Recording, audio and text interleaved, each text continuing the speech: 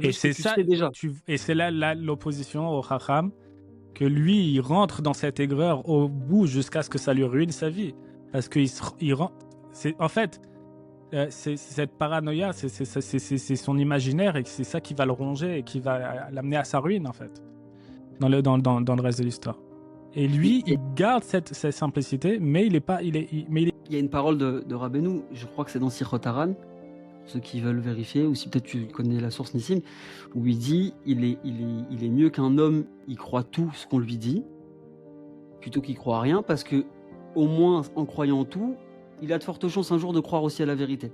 Alors que celui qui se méfie de tout, le jour où on va lui amener la vérité, il va la rejeter, il va se méfier, il va passer à côté. Donc vaut mieux être passé un peu pour un idiot et dire moi je crois dans tout ce qu'on me dit, mais si un jour on t'amène la vérité, tu vas y croire, et là c'est sûr que tu pourras pas t'échapper de la vérité. Mais lui, tu vois que lui, c'est pas qu'il croit à tout, mais genre, c'est-à-dire il va, ouais, il est pas braqué à chaque fois en fait, il est pas braqué. C'est-à-dire que le type qui croit en rien, il est braqué sur tout. C'est-à-dire que le Hémet, il va passer devant lui, il est déjà braqué, il dit je connais ces gens, et on les connaît, et tout ça, et il se fait des films, alors que, voilà, on connaît ça.